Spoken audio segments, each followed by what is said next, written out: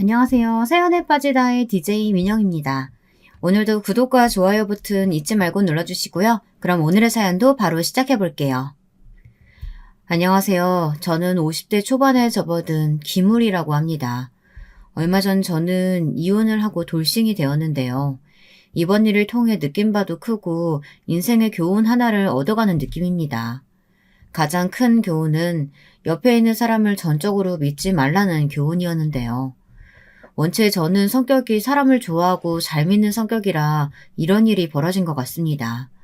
혹시 저처럼 이혼을 하시거나 혹은 가까웠던 사람과 갈라진 경험이 있으신 분들이라면 오늘 제 사연에 많이 공감하며 들으실 것 같습니다. 이번 사연 반전도 있으니 꼭 끝까지 들어주시면 감사하겠습니다. 먼저 제 소개를 해드려야 할 것 같은데요. 저는 현재 제 딸아이와 함께 부모님이 있는 곳에서 인터넷으로 농작물을 판매하는 일을 하고 있고요. 주로 판매하는 분야는 과일입니다. 요즘은 설날이 다가오니 정신없이 바쁠 때인데요. 이렇게 바쁠 때는 인터넷 일이 아주 익숙하지는 않은 터라 딸의 도움을 받으며 일하고 있습니다. 요즘은 백화점이나 마트를 가지 않고 인터넷에서 명절 과일 세트를 주문하시는 분들이 많기 때문에 저희에게는 고마운 일인데요. 오늘도 하나하나 정성스레 들어온 주문을 확인하고 택배 업체에 보내면서 하루 일과를 마치고 이렇게 글을 쓰게 되었습니다. 처음부터 제가 인터넷으로 과일 판매 일을 한 것은 아니고요. 저는 원래 증권회사에서 일을 하고 있었습니다. 제가 몸담았던 증권회사는 이름이 알려진 큰 회사였던지라 짐작하시겠지만 굉장히 바쁘고 특히 바쁜 시즌이 되면 컵라면으로 끼니를 때워야 할 만큼 정말 열심히 했습니다. 이유는 가족을 먹여 살리기 위해서였죠. 제게는 아내와 토끼 같은 두 딸이 있었는데요. 두 딸은 쌍둥이입니다. 아내는 저와 처음 만났을 때부터 자식은 하나면 족하다고 못 박아주었는데 하늘의 축복처럼 쌍둥이가 태어나는 바람에 두 명의 자식을 두게 되었어요. 이쁜 딸들을 보면 힘들어도 내가 열심히 일해야 이 아이들 대학도 보내고 결혼도 시킬 수 있겠다 싶어서 정말 숨 돌릴 틈 없이 달려온 것 같습니다. 아내는 지인의 소개를 통해 만나게 되었는데요. 첫 만남에서부터 저는 아내가 마음에 들었습니다. 미스코리아 출신이라 그런지 시원시원한 이목구비에 털털한 성격까지 모두 제 마음에 쏙 들더라고요. 이런 말하면 속물이라 보실 수도 있겠지만 친구에게 미스코리아 출신이란 이야기를 들었을 때부터 저는 사실 아내와 연애를 하고 싶었어요. 직접 만나보니 성격도 잘 맞아 아내에게 꼭 마음에 드는 남자가 되어 결혼까지 하고 싶었고요. 근데 아내와 만나면서 아내가 저런 사람보다 조건을 더 마음에 두고 있다는 걸 알 수 있었어요. 우리 씨는 증권회사에서 일하신다고 들었는데 그럼 연봉이 어느 정도예요? 부모님이 건물이나 땅 갖고 계신 건 있고요? 아, 네. 연봉은 제 또래 친구들보다는 그래도 높은 편이고요. 부모님은 그냥 시골에서 농사 지으시는 분들이라 딱히 뭐 큰 재산이랄 건 없어요.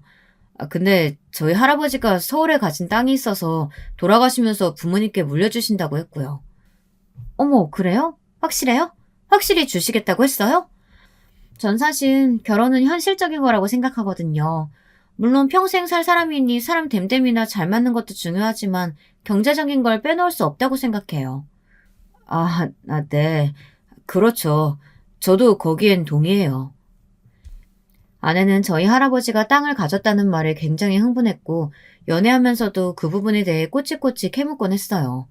잊을만 하면 한 번씩 묻는 식으로 정말 주는 게 확실하냐고 묻곤 했죠.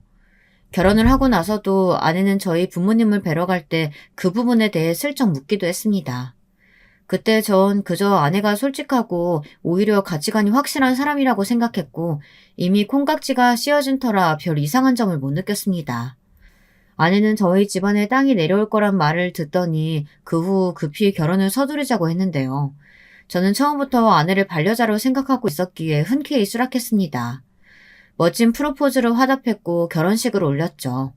결혼했을 때는 아내의 친정이 가난한 축에 속했고 아내는 당시 일도 안 했기 때문에 제가 거의 모든 것을 마련해 살았는데요. 아내는 이것에 대해 상당히 미안해했습니다. 미안해요. 내가 조금만 돈을 모아놨어도 당신이 이렇게 다 해갈 필요는 없었는데. 아니야, 뭘 그런 걸 미안해. 원래 결혼할 땐 남자가 거의 대부분 하는 게 맞는 거죠. 요즘은 반반 결혼이라고 해서 여자 반, 남자 반 이렇게 결혼 자금을 마련하는 경우가 많다 하지만 저희 때만 해도 남자가 결혼 자금의 많은 부분을 책임지는 경우가 당연했습니다. 근데 그렇다고 해도 제 비중이 상당히 높긴 했죠. 저희 부모님은 이것에 대해 별 다른 말씀 안 하셨지만 아내에 대해서는 약간 의미심장한 눈치이긴 하셨습니다. 아내가 고등학교만 졸업하고 그 후엔 별다른 직장을 구하지 않았다는 것이 내키지 않는다 하시더라고요. 부모님은 평생 농사일을 하셨기 때문에 성실한 사람이 제 반려자가 되면 좋겠다 말씀하시곤 했는데요. 그런 부모님의 기준엔 아내가 못 미친 것 같았습니다. 저기 아들, 엄마 노파심인진 모르겠는데 엄마는 며느라가가 너와는 좀 결이 다른 사람인 것 같다는 생각이 들어. 네 아빠도 그렇게 말하고. 우리는 다른 것보다 성실하고 생활력 강한 좋은 며느리를 바랬어. 너한테 형제가 여럿 있는 것도 아니고 네 누나 한 명 있는데 며느리감이 조금 실망스럽긴 하네. 엄마, 그 사람을 아직 안 겪어봐서 그래요. 아마 결혼하면 엄마한테 제일 잘할 거예요. 평상시 얼마나 검소하고 수더분한데요. 주변 어른들한테 예의도 바르고요. 길 가다가도 다리 불편하신 노약자분들 보면 아내가 제일 먼저 가서 돕는다니까요. 그래? 그런 면이 있다니 그건 몰랐구나. 그래 알겠다. 결혼은 네 의사가 제일 중하니까 엄만 그저 따르기만 할게. 아무튼 잘 살기만 해. 싸우지들 말고. 저는 어머니의 걱정을 가라앉히기 위해 저런 거짓말까지 했었습니다. 그런데 아내는 저희 부모님이 자신을 마음에 안 들어 한다는 걸 눈치챘는지 저한테 무척 섭섭하다고 하더라고요. 자신이 결혼시장에 팔려온 사람도 아닌데 그런 취급을 당한다면서요. 하지만 맹세코 저희 부모님은 아내 앞에서 마음에 안 든다는 티를 낸 적이 없었습니다. 오히려 아내에게 이쁘고 참한 처자가 들어와 반갑다며 손을 꼭 잡아주셨죠. 그랬기에 전 그런 말을 하는 아내가 이해가 되지 않았습니다. 아내에게 그런 거 아니라고 몇 번이나 설명하려고 했지만 아내는 들으려 하지 않았어요. 삐져서는 몇 날 며칠 저와 말을 하려 하지 않았죠. 심지어 아내는 나중에 저희 부모님이 자신에게 임신에 대해 압박을 너무 심하게 준다고 그런 말을 하기도 했습니다. 애 낳는 기계가 아닌데 결혼한 지 1년도 안 되어서 왜 벌써부터 자신을 들들 볶으려 하는지 모르겠다면서요. 물론 부모님께서 집안에 남자가 저 한 명이니 당연히 자식을 기대하곤 있었지만 아내에게 딱히 압박을 주고 있었다는 걸 전혀 몰랐습니다. 아내의 말에 그간 아내가 받았을 스트레스가 안타까워서 저는 화들짝 놀라며 부모님께 그러지 말라고 말하겠다고 했어요. 다른 건 몰라도 저는 아내가 저와 결혼해 정말 행복하기만을 바랬거든요. 여보, 알겠어. 그건 내가 부모님께 잘 말할게. 당신이 그걸로 스트레스 받는지 전혀 몰랐다. 알았으면 그러지 말라고 말씀드렸을 텐데. 아무튼 미안해. 내가 다음에 시골 내려가면 꼭 말씀드릴게. 당신은 모르겠지만 어머님, 아버님 당신 없을 때면 얼마나 나한테 눈치 주는지 몰라요. 애 잘 들어서는 보약이 있다더라. 자기 옆집 사는 여자 딸은 벌써 애를 3명 낳았다더라. 내가 왜 그런 말을 들어야 돼요? 나 정말 짜증나요. 우리 자식 계획은 천천히 세우기로 했잖아요. 당신 그거 잊었어요? 여보 알지. 진정해. 알았어. 내가 부모님께 잘 말할게. 자식이 한 명이니 부모님도 불안하셨나 봐. 제가 겨우 아내를 진정시키고 나면 아내는 엉엉 울며 자기 방으로 뛰어들어가곤 했어요. 아내의 눈물에 약했던 저는 그 주 바로 시골로 내려가 부모님께 아내 관련 이야기를 꺼냈죠. 근데 여기서 부모님의 반응이 무척이나 이상했습니다. 부모님께선 결단코 아내에게 아이 얘기를 꺼낸 적이 없으시단 거였어요. 다른 건 몰라도 저에게까지 굳이 거짓말하실 부모님이 아니었기에 저는 이상함을 느꼈어요. 사실 저희 집의 가훈이 정직이라고 할 정도로 부모님은 거짓말하는 것을 싫어하셨거든요. 어렸을 때도 제가 가장 부모님께 많이 혼났던 것 중 한 가지가 바로 쓸데없는 거짓말을 해서 부모님께 들켰을 때였어요. 저와 누나 모두 거짓말을 하면 눈물이 쏙 빠지게 혼을 냈던 부모님인지라 당신들 스스로도 항상 본보기를 보여주시려고 했고요. 그래서 저희 마을에서 부모님의 말이라면 신뢰하시는 동네 분들이 참 많았습니다. 나는 그런 말 한 적 없어. 새아가가 뭐 오해한 거니? 나는 이쁜 손주 바라지. 근데 전에 네가 말했잖아. 애는 천천히 낳을 거라고. 그 말 듣고 며느리한테 구태여 얘기 안 하려고 하고 있었어. 내가 얘기해서 애가 바로 생길 것도 아니고 아기는 하늘이 점지해 주는 건데 못하는 애가 얘기를 하니? 그래, 우린 절대 그런 말 한 적 없다. 그나저나 새아가는 왜 그런 말을 너한테 하는 게냐? 그러게요. 저도 잘 모르겠네요. 엄마 아빠는 그런 말씀 하신 적 없다는 거죠? 부모님은 고개를 끄덕이셨습니다. 저는 참 난감했어요. 한편 아내가 왜 그런 말을 했는지 의아하기도 했고요. 하지만 당시 전 아내의 본 모습을 전혀 모르고 있었기에 누구를 믿어야 할지 혼란스럽기도 했습니다. 저는 고민을 하다가 솔직하게 부모님과 나눈 대화를 아내에게 말했어요. 아내는 길길이 날뛰었습니다. 어떻게 자신을 의심할 수 있냐면서 남편으로서 제대로 중재하지 못할 거면 이대로 저와 살 수 없겠다는 극단적인 말까지 꺼내더라고요. 흥분을 감추지 못하는 아내의 모습을 보며 저는 깜짝 놀라 알겠다고 일단 진정하라는 말을 할 수밖에 없었습니다. 당신 내 말을 믿을 거예요? 아님 부모님 말을 믿을 거예요? 나 너무 섭섭해요. 내가 마치 당신과 부모님 사이를 이간질이라도 했다는 거잖아요. 나는 시부모님께 들은 대로 말한 것뿐이에요. 전 이때 마치 첫 번째 결혼 생활의 난관을 만난 것만 같았습니다. 자칫하면 아내와 부모님의 갈등으로 이어질 수도 있겠다 생각이 들었고, 그럼 아내가 저희 부모님을 멀리할 테니 이대로라면 가족의 화합이니 뭐니 아무 소용없이 사이가 다 으스러지고 깨질 것 같아 불안했어요. 저는 저대로 노력했습니다. 아내를 달래고 부모님에겐 아내의 말을 제가 오해했다고 말하면서요. 두 쪽을 오가며 설득하느라 정말 힘들어 죽는 줄 알았네요. 난생 안 해본 중재가 이렇게 힘든 줄 몰랐습니다. 그리고 당시 저는 회사에서도 승진을 위해 미친 듯이 일하고 있었는데요. 피곤에 찌든 일상을 보내는 도중 이런 일을 겪게 되니 괜스레 짜증도 올라오더라고요. 저도 사람이니까요. 그런데 그러던 어느 날 예상치 못한 난관이 또 등장했습니다. 바로 장모님이었어요. 장모님이 다짜고짜 저를 불러 야단을 치시더라고요. 자네, 내가 그렇게 안 봤는데 너무하는구만. 어떻게 이럴 수가 있나? 우리 딸 시집살이 하는 것만은 내가 안 하게 해달라고 그렇게 부탁했는데 정말 사돈 어른들이 너무하시네. 그렇게 안 봤는데 말이야. 네? 장모님, 그게 무슨 말씀이세요? 시집살이라뇨? 제 아내는 시집살이 같은 거 안 하는데요. 아이고, 이래서 남자들이 둔하다는 얘기가 나오는 거야. 그럼 내 딸이 하는 말은 다 뭔가? 어? 애가 삐쩍 말라가지고 얼굴살은 쏙 피어서 어제 우리 집에 와서 얼마나 하소연을 하고 갔는지 몰라. 내가 딸의 말 들으면서 억장이 무너져서 뭔 안 먹던 술까지 다 먹고 이렇게 자네 찾아온 거야. 장모님은 그날 실제로 만취해 계셨습니다. 그러면서 장모님은 집안을 휩쓸 기세로 한바탕 곡을 하시더라고요. 여기서 장모님에 대한 이야기를 잠깐 꺼내자면 결혼 전부터 저는 장모님에게 예의 바른 사이가 되기 위해 많이 노력했는데요. 장모님이 장인어른을 젊은 시절에 보내고 홀로 살아오시며 아내를 키운 것이었거든요. 그만큼 장모님의 삶이 녹록지 않았을 것이란 생각이 들어 저는 장모님께 싹싹하게 잘해드리며 소중한 가족으로서 곁에 있어드리고 싶었습니다. 아내도 제게 장모님을 생각하면 눈물부터 난다면서 어린 시절 가난했던 친정에 대해 많이 말하곤 했는데요. 이야기를 듣다 보니 부모님 아래에서 큰 어려움 없이 자란 제가 얼마나 행운아인지 느낄 수 있었습니다. 물론 장모님은 제가 잘해드리면 해드릴수록 저를 무척 좋아하셨고요. 나는 마치 자네가 내 아들 같아. 전에 내가 말한 적 있지? 우리 아들, 내 배에서 그만 태어나지도 못하고 유산된. 꼭 그 아들이 크면 자네처럼 됐을까 싶다니까? 하늘이 나한테 자네를 내려준 것만 같아. 자네가 내 천운이고 복이야. 아유, 감사합니다, 장모님. 그런 말 들으니까 뭐라 말씀드려야 할지 모르겠어요. 쑥스러워서요. 제가 뭐 한 게 있다고. 자네가 한 게 왜 없어? 자네는 존재 자체로도 나한테 든든한 힘인데. 우리 사이 내가 어디 가면 꼭 자랑하고 다녀. 돈도 잘 벌지만 우리 딸한테도 잘하고 나한테도 잘한다고. 이런 사이가 없지, 없어. 장모님이 저를 이렇게 칭찬해 주시면 저도 기분이 좋았습니다.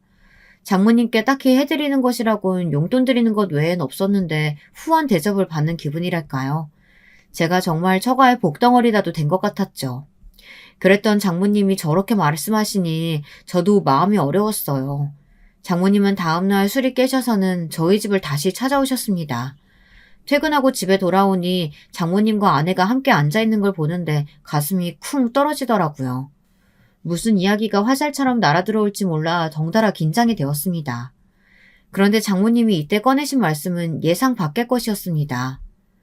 내가 어제 술을 너무 많이 먹어서 그런지 자네한테 너무 속을 다 털어놓은 것 같네. 부담스러웠다면 미안하네. 앞으로는 그런 일 없을 거야. 어른으로서 민망하네. 아닙니다, 장모님. 장모님도 힘드셔서 찾아온 걸 텐데요. 그래, 알아준다면 고맙네. 딸 가진 엄마로선 이것저것 다 걱정되고 괜히 신경 쓰이기 마련이야. 나도 시집살이 했기 때문에 더 마음 쓰였고. 네, 장모님, 이해합니다. 오해는 하지 말아주세요. 장모님은 저와의 사이를 좋게 풀고 싶어 오셨다 했고 그해 저는 덩달아 화답해 드렸습니다. 어찌됐든 어른이 먼저 오셔서 사과까지 하셨으니까요. 그날 갑자기 장모님께서 한숨을 푹 쉬시더니 창문 밖 먼 곳을 바라보시며 이러시더군요. 그나저나 오늘 온 김에 한 가지 말할 게 있네. 얘 동생 자네 처남 말이야. 이놈이 글쎄 회사에서 잘리고 난 뒤 일할 생각은 않고 계속 집구석에만 있는데 어디 취직시킬 데 없겠는가? 아휴, 내가 요즘 얘 때문에 정말 머리털이 다 빠질 정도로 힘들어 죽겠어. 어디라도 나가면 좋겠는데 일할 생각을 도통 안 하니까. 나도 얘 뒤치덕거리 하다 보니까 허리가 휘겠네, 휘겠어. 자네가 도움 줄 수 없겠는가? 아, 처남이 일을 안 했나요? 저번에 저한테 일한다고 하길래 그런 줄 알았는데 걱정 많으셨겠어요. 네, 그럼 장모님 제가 한번 알아볼게요. 그래, 고맙네, 고마워. 처남이 일을 안 하는 바람에 장모님이 많이 힘드시다고 우시는데 보고 있으니 안타깝더라고요. 처남은 원체 좀 껄렁한 스타일이었고 일하기보단 노는 걸 좋아하는 사람이었습니다. 그래서 제가 처남을 잘 설득해 일을 하게 만들거나 자리를 한번 알아보겠다고 한 것이고요. 처남은 제가 만나자고 하자마자 불만 가득 섞인 표정으로 술 사줄 거 아니면 안 나가겠다고 하더라고요. 매형, 나 술 안 사줄 거면 그 자리 안 가요. 보나마나 잔소리인데 왜 가요, 내가? 우리 엄마가 뭐 나보고 일하래요? 일단 술 사줄 테니까 나와서 얘기해. 어린아이 달래듯 그렇게 어르고 달래서 저는 처남을 술집으로 나오게 했습니다. 그리고 깊은 대화를 시도해보고자 했죠. 정확히는 처남의 이야기를 들어보고자 했죠.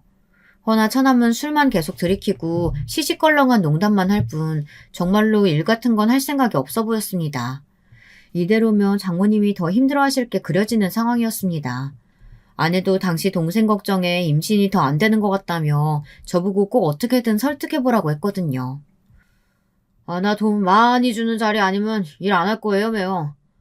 처음부터 어떻게 돈을 많이 벌어. 하나씩 하나씩 단계를 밟아나가야지. 그러면서 조금씩 경력도 만들고 해야. 아, 됐고. 난 돈 많이 줄 거 아니면 일 안 해요. 그냥 이대로 사는 게 훨씬 편하다고요. 쥐꼬리만한 돈 받으면서 왜 힘들게 일을 해요? 처남은 단호했습니다. 결국 저는 아는 사람의 인맥을 총동원해서 처남이 일할 만한 자리를 만들었습니다. 아는 지인이 회사를 작게 하나 운영하고 있었거든요. 그리고 높은 월급을 받으면 동기부여가 될 테니 처남이 받는 월급에 제 돈을 조금 더 보태주는 걸로 대표인 친구에게 미리 이야기했어요. 그래야 처남이 일을 할 테니까요. 처남은 돈의 액수에 놀라더니 바로 수긍하더라고요. 처남이 일을 시작하니 아내는 무척 고마워했습니다. 장모님 역시 우리 사이가 최고라며 얼씨구나 하셨고요. 역시 당신밖에 없어. 당신은 어떻게 그렇게 척척 다 해결해? 우리 집안 일에 발벗고 나서줘서 정말 고마워. 나 이제 마음이 편해져서 임신도 왠지 잘 될 것 같아. 저는 그때만 해도 처가 역시 제 식구니 저의 행동을 당연하게 생각했습니다. 그리고 얼마 후 기적 같은 일이 생겼죠. 아내가 정말 마음이 편해서 그런지 앞서 말했듯 아내의 뱃속에 쌍둥이가 생긴 것입니다. 아내는 쌍둥이라는 산부인과 말에 약간 언짢은 기색이었지만 저는 하늘의 축복이라고 말하며 아내의 기분을 맞춰주었어요. 임신 기간 동안 아내가 힘들어하는 것 같아 아내가 좋아하는 쇼핑을 같이 해준다든지 주말이면 아내가 좋아하는 식당에 예약을 해 같이 가는 식으로 기분을 풀어주려고 했고요. 그런데 그럼에도 아내는 임신 내내 울상이었습니다. 쌍둥이는 낳기도 힘들다는데 지금도 이렇게 힘든데 앞으로 몇 개월은 더 힘들어야 되잖아. 남자도 애를 낳아야 되는데. 아, 여자들은 정말 불쌍해. 빨리 낳아버리고 싶다 정말. 몸도 너무 무겁고 발도 쫑쫑 붓고 진짜 너무 힘들다. 다른 집 여자들의 이야기를 들어보면 아이가 나올 것에 대한 설렘도 있고 기대감도 어느 정도 있는 것 같던데 우리 아내는 좀 달랐습니다. 옆집 아줌마가 권하는 태교도 귀찮다고 하지 않고 몸이 무겁다는 거에 대해 불만만 내내 토로하더라고요. 저는 이때 모성애라는 것이 선천적인 것만은 아니겠구나 이런 생각이 처음으로 들었습니다. 모성애가 누구에게나 있는 것은 아니더라고요. 왠지 모르게 쌍둥이가 태어나면 제가 아내보다 더 육아에 신경 쓸 것 같다는 생각도 한편으론 들었어요. 그리고 실제로 아이들이 태어나고 난 후 아내는 무척이나 육아를 버거워했죠. 물론 여자들이 육아를 힘들어한다는 건 전적으로 동의합니다. 주변 회사 동료들의 말만 들어도 아이를 키우는 게 일하는 것보다 힘든다는 말을 많이 해왔으니까요. 근데 아무리 아내를 이해해 주려고 해도 아내는 지나치게 힘들어했습니다. 여보, 당신 너무 힘들어하니까 내가 여기 옆집 아줌마한테 부탁드려놨어. 몇 시간만 같이 봐주실 거야. 혼자도 아니고 둘이니까 당신 힘들어하는 거 이해해. 애들 크면 나아질 테니까 조금만 참아줘. 응? 참긴 뭘 참아. 당신은 내가 이렇게 힘든데 도대체 뭐라고 돌아다니는 거야? 맨날 야근에 주말 근무에 육아하면 같이 도와주기로 했잖아. 여보, 내가 왜 버리고 우리 아기들 위해서 당신 위해서는 어쩔 수 없이 이렇게 일해야 하는 거 알잖아. 전에 설명했잖아. 옆집 아줌마도 돈 들이고 고용하는 거야. 공짜가 아니라고. 저도 일하고 싶어서 하는 게 아니라 정말 오롯이 저희 가정을 위해 꾹 참고 상사의 진상짓도 참아가며 일하는 중이었습니다. 그래서인지 저를 이해해주지 않고 원망만 하는 아내에게 슬슬 짜증이 올라오더라고요. 저는 시간이 조금이라도 나면 무조건 아내를 도와주고 있었으니까요. 너무 힘들다 해서 옆집 아주머니까지 고용해 주었는데 여기서 뭘 더 어떻게 해줘야 할지 알 수가 없었습니다. 당신은 그게 문제야. 그 태도가 문제라고. 나는 돈 벌고 있으니까 당당하다는 그 태도 말이야. 돈 벌어오면 다야? 정작 험한 일은 내가 다 하는데? 옛날처럼 흙바닥에 내려놓으면 아이가 뭐 알아서 잘하는 줄 알아? 매일매일 내 잠도 포기하면서 하나부터 열까지 챙겨줘야 한다고. 그게 얼마나 짜증나는 건지 알기나 해? 애들 다 징그러워 죽겠어. 여보, 아무리 그래도 우리 애들인데 말을 너무 막 하는 거 아니야? 됐어. 당신이라는 말도 하나도 안 통해. 하루에 12번이라도 맘 같아선 애들 다 갖다 버리고 싶어. 그러다 아내는 해서는 안 될 말까지 해버렸어요. 저는 이 말에 너무 큰 충격을 받았고요. 아내가 힘들어한다는 건 알고 있었지만 그렇다고 아이를 갖다 버리겠다는 말은 제 기준에서 너무 막 나간 말이었습니다. 저는 덩달아 화가 나 아내에게 그게 무슨 말이냐며 화를 냈고 아내는 아내대로 고성을 질러댔어요. 나중에 민원이 들어와 겨우 싸움을 멈췄지만 저도 아내도 서로 분을 참지 못했죠. 결국 그렇게 저희 부부는 아이를 낳고 처음으로 큰 부부싸움을 하게 되었습니다. 근데 며칠 시간이 지나고 흘러보니 제가 굽히고 들어가야겠다는 다짐이 생기더라고요. 아내와의 이야기를 친한 직장 동료에게 털어놨더니 그 동료가 아내의 상태가 산후 우울증 아니냐는 말을 해줬거든요. 여자들이 아이를 낳고 흔히 겪는 우울증이라며 자기도 많이 신경질적이고 예민했었다는 말을 해주더라고요. 그 말을 듣고 보니 아내 상태가 그런 것 같았습니다. 그래서 저는 먼저 아내에게 사과를 하기로 했고 아내가 좋아하는 해물탕을 포장해 집으로 들어갔습니다. 근데 집에 들어가니 아내도 없었고 아이들도 없었어요. 식탁 위에 있는 쪽지를 확인해 보니 처가에 간다는 말이 적혀 있었습니다. 저는 해물탕이 식을세라 그것도 다시 차에 넣고 처가로 향했죠.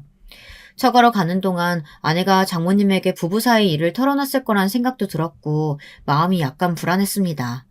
아내는 무슨 일만 있으면 저에 대한 말이든 뭐든 장모님에게 미주알 고주알 다 말하곤 했거든요. 그럼 장모님은 저희 집에 아무 때나 찾아와 진상조사하듯 따져 물으셨고요. 역시나 처가에 도착하자마자 장모님의 불효령과 처남의 냉대 어린 눈길이 쏟아졌습니다. 자네, 여기 앉아보게. 장모님은 일단 저를 찬 바닥에 앉으라고 시키곤 자신은 소파 위에 턱 앉아서는 말을 시작했습니다. 자네, 내가 전엔 곱게 넘어가라고 했건만 도대체 뭐 하는 건가? 우리 딸 데려다가 아주 눈물 나게 하려고 작정했어? 돈 잘 버는 사위가 들어왔다 해서 우리 딸 손에는 물 한 방울 안 묻힐 줄 알았는데 이게 뭐야? 어디 내가 거렁뱅이한테 시집 보낸 것도 아니고. 장모님, 그게 아니고요. 제 말도 좀 들어봐 주세요. 매영, 우리 엄마 말씀 틀린 거 하나 없어요. 그냥 듣고 계세요. 솔직히 매영이 잘못한 건 인정해야죠. 우리 누나말론 매형 일하느라 애 얼굴도 못 알아보고 지낸다는데 그건 좀 너무하지 않아요? 장모님, 저도 정말 노력하고 있어요. 저 아시잖아요. 제가 집사람만 어디 힘들게 한 사람인가요? 다만 회사 업무 강도가 너무 높아서 아이를 잘 돌볼 시간이 없었어요. 아이고, 그놈의 변명 지겨워 죽겠네. 저는 다시 해명했어요. 아내와 갈등이 있긴 하지만 잘 해결하려고 한다. 저대로 노력하지만 일이 많다 보니 너무 시간이 없어서 그렇다. 이런 식으로 말씀드렸죠. 최대한 제 입장에서 최대치 할 수 있는 말이었습니다. 다만 아내가 산후 우울증인지 몰랐기에 앞으로는 더 잘 살피겠다고 했어요. 그러자 장모님은 어떻게 살피겠냐고 따지듯 물으시더니 차라리 아내와 손주를 자기 집으로 보내라고 저보고 처가살이를 하라고 하더군요. 처가살이라니 좀 놀라서 되물었습니다. 처가살이 해야지 왜 못해? 어차피 거기 아줌마한테도 돈 주고 한다며. 모르는 사람한테 우리 손주는 맡기는 것도 찝찝해. 차라리 나한테 돈 주고 내가 손주 책임져 주는 게 어떤가? 그게 낫지 않겠어? 돈도 많이 안 줘도 돼. 난 그저 우리 딸 위해 그러는 거니까. 라고 하시더라고요. 아내는 자기도 친정에 살면 훨씬 마음이 편할 것 같다고 했습니다. 아내와 장모님 둘이서 그렇게 쏟아내니 저는 다른 선택의 방법이 없었습니다. 일단은 아내의 우울증이 낫기 전까진 아내의 의견을 존중해주자고 마음먹었으니까요. 그렇게 전 처가살이를 시작하게 되었습니다. 여기서부터 어떤 난관이 기다리고 있을지는 상상도 하지 못했죠. 장모님께는 원래 드리던 용돈에서 아이 봐주시는 값으로 50만 원 정도를 더 올려드렸어요. 당시 돈으로 50만 원이면 결코 적은 돈이 아니었습니다. 하지만 그래도 예쁜 딸들을 봐주시는 거니 감사한 마음으로 드린 돈이었어요. 장모님은 매달 용돈 드리는 날이 되면 신나하셨고 저에게도 고맙다 말씀하셨어요. 우리 사위가 용돈도 이렇게 척척 주니 참 고맙네, 고마워. 내 딸도 정서적으로 많이 안정된 것 같은데 자네가 보기에도 그러지 않은가? 네, 그런 것 같네요. 다 장모님 덕분입니다. 장모님은 항상 자신이 아내를 잘 보살피고 있다고 했고 아내 또한 친정에 있으니 저와 다툴 일이 거의 없었습니다. 짜증내는 횟수도 훨씬 적었고요. 전 그것에 굉장히 만족했어요. 일단 저희 딸들이 행복한 환경에서 자라는 게 가장 중요했으니까요. 아이들은 어른들의 부부싸움을 전쟁으로 생각한다는 말이 있잖아요. 그만큼 아이들의 성장 환경만큼은 편안함을 느낄 수 있도록 만들어주고 싶었습니다. 그래서 저는 처가살이가 눈치 보이고 힘들 때도 있었지만 그런 티를 내지 않고 살았던 것 같습니다. 다만 어느 날부턴 처가살이가 상당히 부담스러워지기 시작했는데요. 왜냐하면 장모님이 3달에 한 번꼴로 목돈을 요구하셨기 때문입니다. 100만 원, 200만 원씩 말입니다. 이유를 물어보면 저희 딸 교육비라고 하는데 교육비로는 그 정도 목돈이 들 리가 없었습니다. 그래서 제가 나를 잡고 조심히 물어봤더니 기괴한 답변이 나오더군요. 아이고, 왜 이리 눈치가 없어? 명목은 그렇지만 내가 옷 좀 사입고 하려고 그러지. 다음 달 동창인데 입을 옷이 영 없단 말이야. 네? 옷을 사입으시려고요? 그래. 물론 나만 입는 건 절대 아니고 우리 소녀들 옷이랑 따로 또 같이 사입히려고 하네. 아니 글쎄 동네 걸어다니다 보면 우리 소녀들 옷이 제일 꾀재재하단 말이지. 얘네들도 어리지만 느끼는 감정이란 게 있는데 잘 입혀보내야지. 그리고 이제 학교도 들어가는데 다른 애들이랑 얼마나 비교되겠어? 그건 그렇지만. 왜? 자네 혹시 내 옷 사주는 게 아까운가? 아유, 그럴 리가요. 그건 아니에요. 장모님은 말은 그렇게 하지만 지출 내역을 가만히 살펴보면 저희 딸 옷들보단 자기 옷이 훨씬 많고 거의 명품급이었습니다. 아무래도 이 부분은 짚고 넘어가야겠다는 생각이 들더라고요. 그래서 어느 날은 진지하게 장모님과 이야기를 해보려고 했는데 이날의 갈등은 급기야 싸움이 되고야 말았습니다. 이거 내가 이제 자네 눈치까지 봐야 하나? 내가 이제 학교 다니는 애들 밥 먹여주고 옷 입혀주고 집안일이면 다 해주는데 가사 도우미보다 못한 월급 받아가면서 이런 대접 받아야겠어? 자네는 도대체 어른 모시기를 어째 이따위로 할 수가 있어? 이 정도면 가정교육에 문제 있는 거 아니야? 여보, 나도 너무 당황스럽네. 어떻게 우리 엄마한테 돈 가지고 뭐라고 할 수가 있어? 우리 엄마가 우리 편의를 얼마나 많이 봐주시는데 어제도 당신 좋아하는 아구찜 해놔야 한다고 장 보고 얼마나 부산을 떨었는데 당신은 그런 건 생각도 안 하니? 아, 돈 주니 당연하다 이거야? 아니, 내가 언제 그랬어. 장모님 오해십니다. 제가 뭐라고 하는 게 절대 아니고요. 목돈 요구하시는 게 저도 힘들어서 그래요. 제가 왜 버리고 우리 애들도 둘이라 이제 정말 돈 들어갈 때가 만만치 않아요. 제가 사업하는 사람이었다면 모르겠지만 직장인인데 어떻게 그 돈을 다 마련하나요? 저희 지금 적자예요. 이대로라면 저축은커녕 집 사는 건 꿈도 못 꿀 겁니다. 제가 한 이야기는 지극히 현실적인 이야기였습니다. 사실 아이들이 학교에 가고 나니 지출이 눈덩이처럼 불어나는 것도 사실이었고, 어른들이 조금이라도 지출을 줄여야 적절한 수준에서 우리 아이들에게 들어갈 돈을 조절하며 우리 집안 생활비의 균형을 잡아나갈 수 있었어요. 그런데 장모님은 뭐가 그리 분한지 제 말이 끝나자마자 노발대발을 하시더라고요.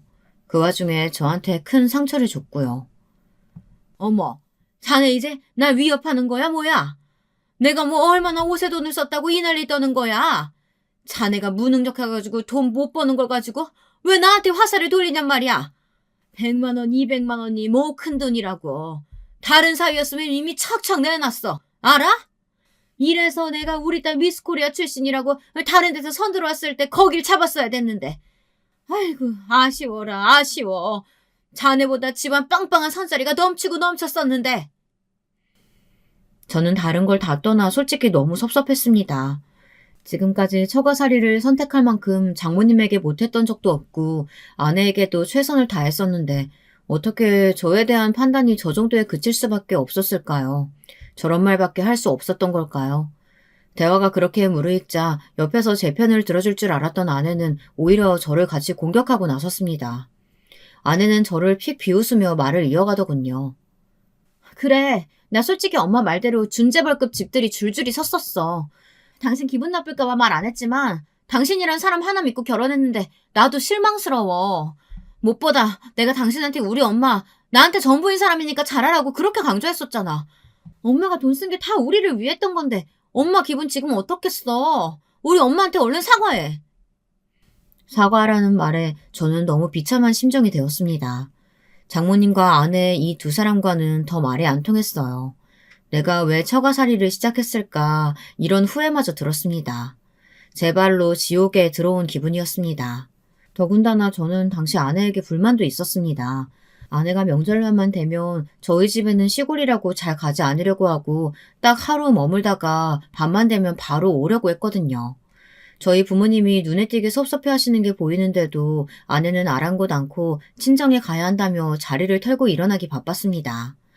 명절날 겨우 보는 부모님이라 저도 하고 싶은 대화가 많은데 아내 때문에 어쩔 수 없이 아쉬움을 품고 돌아와야 했죠. 이것 때문에 아내에게 이야기를 해보면 아내는 너무 멀어서 아이들이 힘들어한다는 핑계를 댔고요. 아이들은 시골이라는 환경이 신기해 가면 시간 가는 줄 모르고 놀곤 했는데 말이에요. 당신, 솔직히 우리 엄마 아빠 보는 게 불편한 거 아니야? 나도 오랜만에 보는 부모님이니 더 얘기하고 싶다고. 하루 정도 자고 오는 게 뭐가 그렇게 힘들다고. 솔직히 장모님은 매일 보잖아. 정말 안 되겠어? 이거 봐. 당신은 또 모르는 소리 하잖아.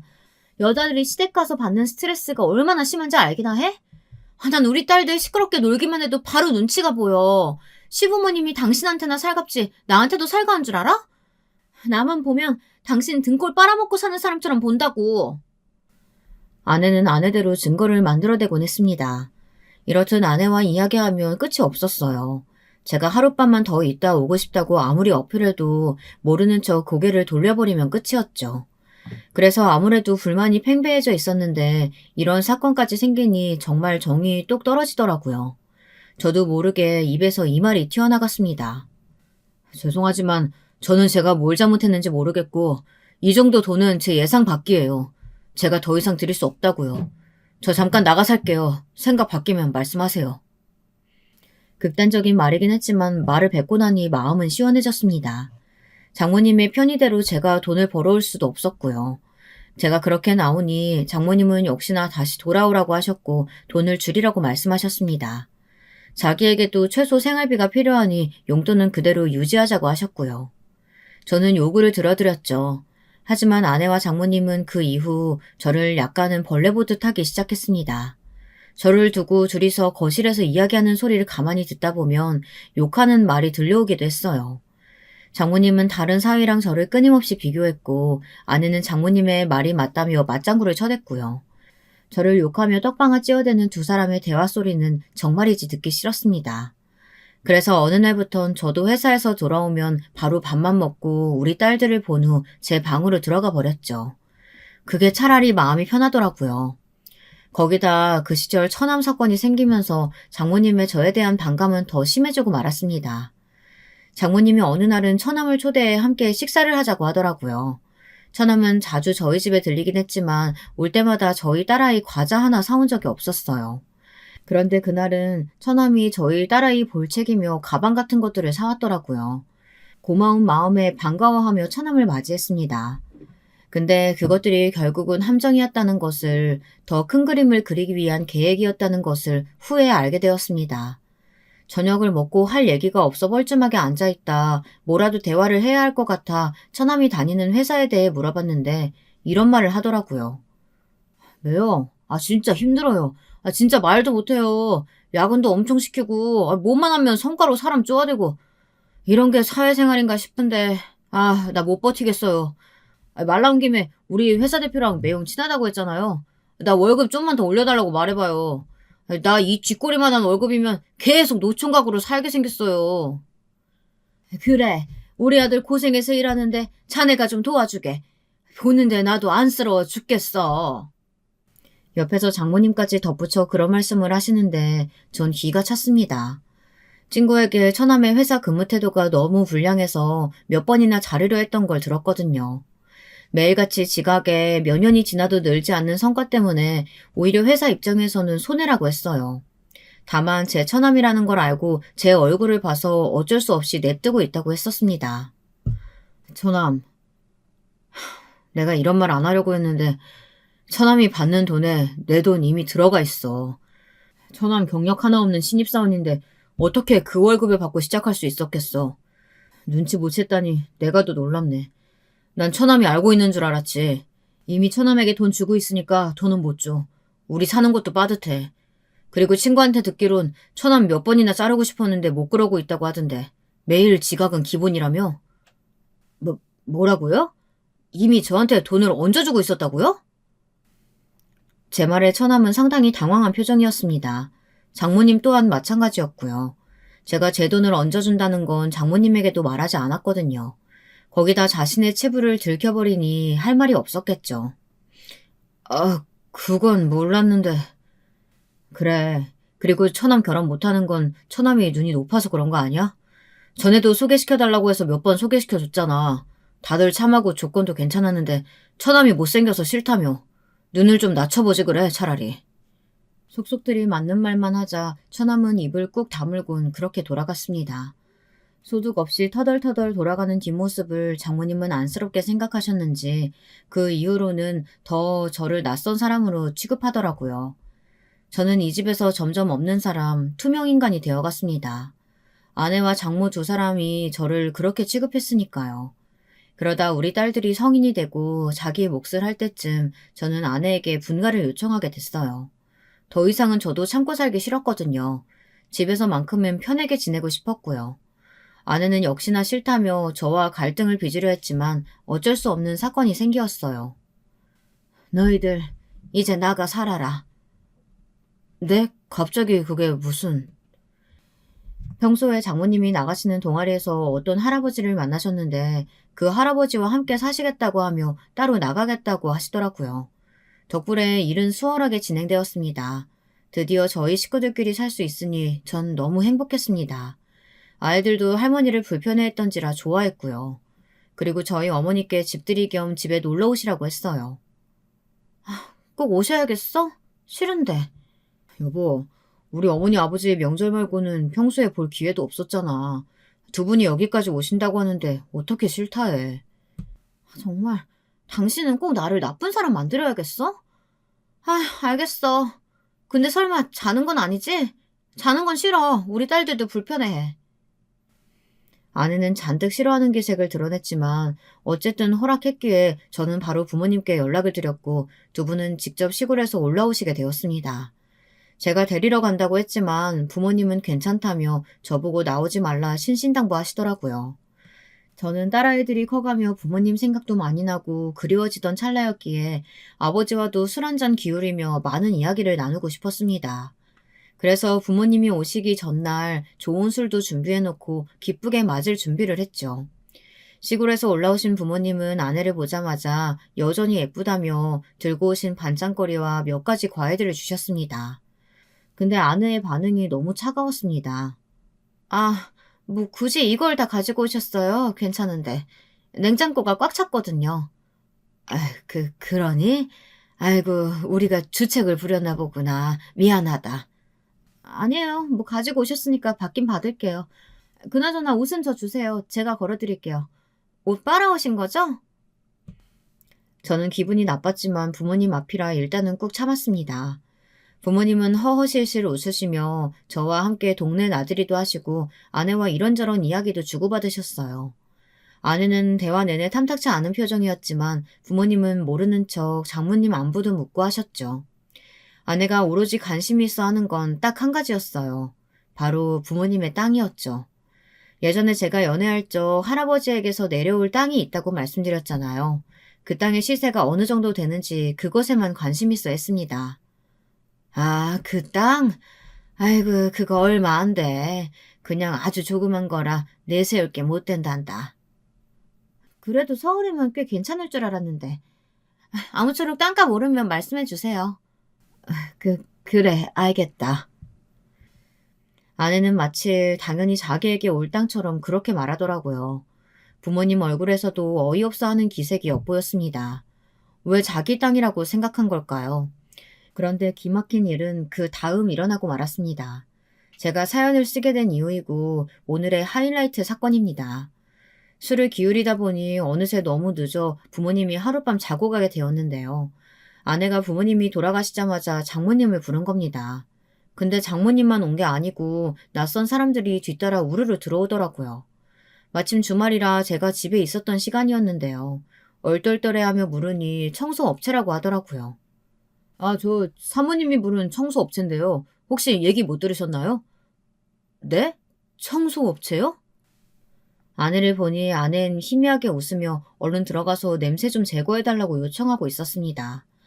그 순간 아내가 왜 청소업체를 불렀는지 알겠더라고요.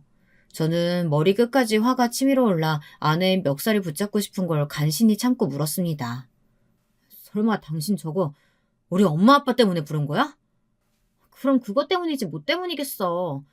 아, 시골 노인네 냄새 너무 역겨워서 못 살겠어. 아, 그래서 불렀는데 뭐 문제 있어?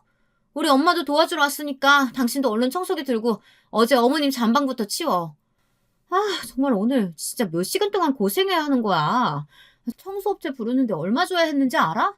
아니, 그것보다 노인네들 냄새가 얼마나 지독했는지 말하는데 토 나올 뻔했어. 당신 때문에 겨우 참았다고. 이런, 당신 제정신이야? 저는 그 순간 참지 못하고 사람들이 있는 앞에서 아내의 뺨을 때렸습니다. 그리고 이혼 선고를 했어요. 어쩌면 진즉 했어야 할 일인데 너무 늦게 했다는 생각이 들더라고요. 애초에 내쫓았어야 할 여자였는데 내가 너무 많이 봐줬다. 그치? 이참에 이혼하자. 제발. 아, 그리고 당신한테 얘기할 거 있는데 지금 할게. 당신이 탐내던 땅, 그 땅 강남 땅이고 우리 부모님이 이제 내 명의로 하나 당신 명의로 하나 건물 한 채씩 준다고 하시네. 근데 이혼하면 당신한테 더 이상 줄 필요가 없겠네. 뭐? 거짓말하지 마. 무슨 그딴 해괴망측한 거짓말을. 시골 노인네들한테 무슨 돈이 있다고. 자, 못 믿겠으면 서류 확인해봐. 어제 우리 아버지가 준 서류야. 저는 서랍장에서 곧바로 서류를 가져왔고 아내는 서류에서 눈을 떼지 못했습니다. 그러더니 갑자기 장모님까지 달려들어 제 바지가랑이를 붙잡고 빌더라고요. 한 번만 봐달라며 다시는 이런 일 없을 테니 제발 헤아려 달라고요. 저는 선처 따위 베풀 생각 없다고 못 박았습니다. 지금껏 장모님 그리고 아내에게 했던 것들에 대해 고마움 하나 못 느끼는 당신 같은 인간들한테는 지옥에 가라는 말 외엔 할 말이 없다고요. 그러자 장모님은 급기야 아내에게 신호를 하더군요. 아내는 알아듣고 바로 무릎을 털썩 꿇었습니다. 여보, 그래 미안해. 내가 정말 잘못했다. 어떻게 내가 우리 시부모님한테 그 따위로 굴 수 있었는지 나도 내가 이해가 안 돼. 근데 내가 남은 평생 우리 시부모님 모시며 살게.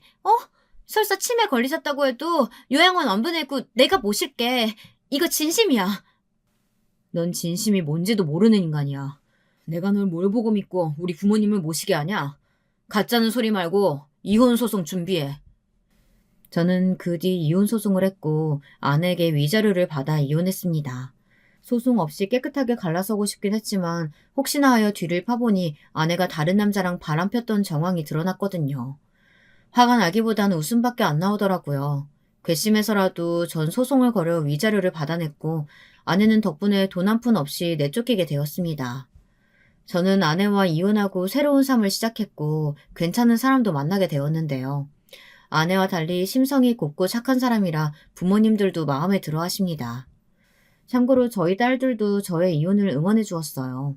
엄마와 잘 이혼했다며 딸들은 제 곁으로 와 판매 사업을 시작했고요.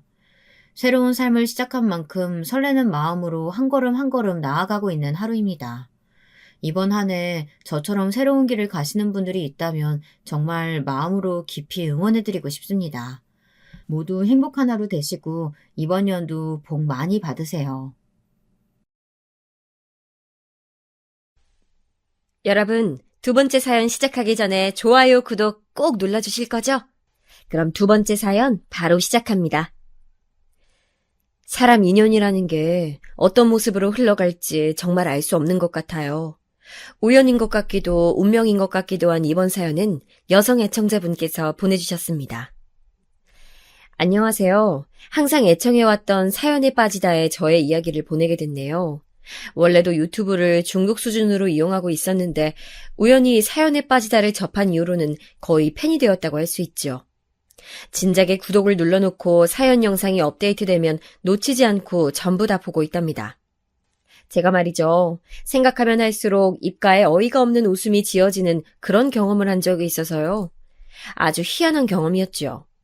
이야기를 푸는 재주도 없고 다른 사람들이 저의 이야기를 어떻게 받아들여줄까 하는 것에 대한 걱정도 앞서지만 제가 겪은 일을 기록으로 남겨보고 싶다는 생각이 들어서 사연을 신청하게 되었습니다. 비극적인 사고가 일어난 날이든 기대하지도 않았던 로또가 당첨된 날이든 사람들은 그날이 그렇게 특별할 거라고 생각하지 않은 채 하루를 시작한다지요. 코앞에 닥칠 일이 무엇인지 모르기 때문에 그렇다고 합니다. 저도 그랬어요. 미혼인 도련님께서 결혼을 전제로 여자친구를 사귀고 계신다는 것을 익히 알고 있었으나 저는 그 상대가 누군지 어떻게 생겼는지 이런 것을 전혀 몰랐습니다. 남편이랑 도련님이 형제끼리 대단히 우애가 좋은 것 같은 것도 아니고 사이가 그저 그렇다 보니까 저 역시 도련님하고 별다른 접점이 없었던 것 같네요. 도련님이 자취하시는 동네가 꽤 멀기도 했고요. 시댁에서 가끔 가족 모임이 있을 때라든지 그럴 때나 도련님을 뵀었죠. 아무튼 저희 남편보다 4살 아래인 도련님이 여자친구와 결혼을 생각하고 있다고 하셨고 어쩌다 보니까 저랑 남편에게 인사를 시켜주는 자리가 마련됐습니다. 수진 엄마, 곽성이가 금요일 저녁에 시간 되냐고 저번부터 물어보던데 어떻게 할까? 뭐? 도련님이? 아니 당신 그거 도련님이 사귀는 사람 우리한테 얼굴 보여준다고 그래서 만나자는 거 맞지? 그런데 그 중요한 얘기를 까먹고 있다가 이제서야 말하는 거야? 금요일은 당장 이틀 뒤잖아. 아이 그래서 된다고 할 거야 아님 말 거야. 난 일단 시간은 되는데 네 형수한테 허락받아야 한다고 그렇게 곽성이한테 지난주에 말은 해놨어. 근데 오늘 또 연락 오길래 아차 싶었네. 이것 봐. 또 괜히 중간에서 나 들먹였지? 아 진짜 못 살아. 도련님이 우리한테 자주 연락하거나 보자고 하는 사람도 아닌데 굳이 아버님 어머님보다 우리한테 먼저 만나는 사람 보여주겠다고 하는 건 괜한 게 아니겠지. 아유 알았어. 금요일 저녁에 다 같이 식사하자 그래. 수진 엄마, 근데 생각해보니까 당신 금요일에 일이 바쁘잖아. 금요일마다 퇴근이 늦는다는 게 좀 아까 생각이 나더라고. 알긴 알았나 봐. 됐어. 되도록 일 빨리 마치는 대로 내가 식당으로 바로 가면 되니까. 그러면 혹시 나랑 따로 갈 생각이야? 난 당신이랑 같이 가고 싶은데 혼자 가면 어색해서 싫단 말이야. 도련님과 도련님의 여자친구를 만나기로 한 그 자리에 나가기 전에 남편이랑 작은 설전을 벌였던 게 생각이 나네요. 제가 원래 결혼 전에도 잘 툴툴거리거나 까칠하게 말을 하는 사람이었던 건 결단코 아니었는데 결혼하고 나서 살다 보니까 그렇게 됐어요. 자기 식구들 일에는 늘 뒷짐을 지며 뒤에서 관망이나 하려고 하는 주제에 그 모든 자리에 저를 밀어넣는 남편의 태도 때문에 제가 복장이 터져서 성격이 점점 변했던 것입니다. 게다가 시어머니께서 저랑 좀 처음부터 삐거덕거렸던 관계였어요. 시어머니께서는 제가 당신의 맏며느리가 된다는 걸 탐탁지 않아 하셨고, 저는 시어머니 같은 스타일의 어른은 질색이었거든요. 그 사이에서 남편이란 인물이 집안의 장남으로서 중재는커녕 조금도 현명하게 굴지 못했으니 시어머니와 저의 사이가 완화될래야 될 수가 없었습니다. 오히려 시간이 갈수록 서로가 서로를 마음에 안 들어한다는 사실만 분명히 되고 있었죠. 저는 어디까지나 아랫사람이기 때문에 그런 티를 대놓고 내지 못했다면 시어머니께서는 오히려 시간이 흐를수록 드러내놓고 저에게 모진 말씀을 많이 하시게 됐죠. 점점 더 제가 보살이 되어가는 중이었네요. 아무튼 저는 그래서 남편만 보면 속에 커다란 돌멩이 하나가 든 것처럼 마음이 무겁고 답답했어요. 그래서 말을 부드럽게 좋게 할 수 있는 상황에서도 점점 짜증스럽게 굴기 시작했었던 것 같아요. 그런 걸 보면 저도 정신적으로 참 미성숙한 사람이었던 거죠. 아무튼 저는 시댁의 대소사에 남편 대신 제가 반강제적으로 다 참여해야 했던 상황이 된 것만으로도 짜증이 났었으므로 도련님이 모처럼 저희 부부를 따로 만나고자 하셨던 것도 솔직히 귀찮은 마음이 컸어요. 굳이 자기형 부부한테 먼저 소개를 시켜준다는 걸 보면 지금 만난다는 여자친구 그렇게 연애 기간은 오래되지 않았지만 결혼할 생각이 있으신 건 확실한 듯 싶네. 저는 그런 추측을 하면서 그 바빠 미치겠는 금요일의 업무를 간신히 끝낸 채 저녁 식사 자리로 나갔습니다. 자기 혼자 먼저 나가 있으면 될 것이지 혼자는 가기 싫다고 박박 우겨댄 남편 때문에 도착 시간이 약간 지체됐죠. 작은 해프닝이었고 왠지 민망한 마음을 가지고 식당 내부로 들어갔더니 도련님이 자기 여자친구랑 저희 부부를 맞아줬습니다. 평소엔 엄두도 내기 힘든 정말 특별한 날이나 큰맘 먹고 갈 수 있는 고급 식당이었어요. 형수님, 오랜만에 뵈는 것 같아요. 잘 지내셨죠? 이쪽은 저랑 만나고 있는 제 여자친구입니다. 미리 말씀드리자면 저보다 2살 연상이고 슬슬 결혼 생각하고 있습니다. 어머, 그러셨구나. 아유, 도련님, 아버님, 어머님은 아직 모르시는 것 같던데 저희한테 먼저 이런 소식 알려주셔서 감사해요. 두 분 너무 잘 어울리시는 것 같아요. 저는 입으로는 대충 장단을 맞춰주고 있었지만 눈으로는 자꾸 도련님의 여자친구라는 인물을 뚫어지게 관찰하고 있었답니다. 보자마자 이상한 기시감이 들었거든요. 어라? 내가 혹시 이 사람을 살면서 본 적이 있었던가? 처음 보는 것 같지 않는 이 기분은 뭘까? 그리고 옷도 그렇지만 가방까지 꽤 사는 집 따님 같네. 딱 봐도 돈이 많아 보여. 도련님이 어쩌다가 이런 여자를 만나게 됐을까? 그리고 정말 특이했던 점이 도련님의 여자친구라는 사람이 자기 쪽에서 먼저 예비 형님 부부를 만나보고 싶다라고 말을 했다는 거예요. 그 요청을 듣고 나서 도련님은 이 여자가 나랑 결혼 생각이 있구나라는 것을 처음 알아차렸다고 합니다. 그전에는 서로 결혼 이야기를 진행한 적이 없었대요. 신기하죠? 도련님은 본인의 수준에 비해 자기 여자친구가 너무 부잣집 딸이니까 솔직히 결혼까지 가는 건 너무 꿈만 같은 일이라고 생각을 했었대요.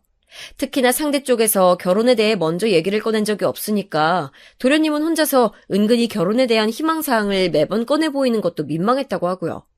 그런데 그 여자친구 쪽에서 먼저 결혼에 대해 입장을 표명한 게 바로 저랑 남편을 만나보고 싶다고 했다는 것이죠. 그것도 예비 형님 부부라고 지칭했으니 도련님이 옳다구나 싶었던 것입니다. 갑자기 저는 예비 동서가 생긴 셈이 됐는데 어렴풋이 예상했던 것보다 집안에 사는 수준이 정말 좋은 것 같아서 제가 깜짝 놀랐습니다. 사는 곳이 청담동에 있는 유명 빌라더라고요. 거기는 톱스타들이 몇 명 사는 것으로 알려진 거주지거든요. 서울 강남 한복판에 자기 명의로 된 집이 있다는 것도 놀랄 노자였는데요. 거기에 그치지 않고 그 집이 청담동의 최고급 빌라인 것에 입이 떡 벌어지고 말았습니다. 와, 대박이네. 그런 집에서 살려면 로또 1등이 몇 번이나 당첨돼야 하나? 전생에 나라를 구한 집이었나 보네. 어떻게 그렇게 부자일 수가 있을까? 여보, 조용히 해. 도련님 들으실라. 뭐 어때? 곽송이도 우리가 부러워할수록 좋아할 텐데.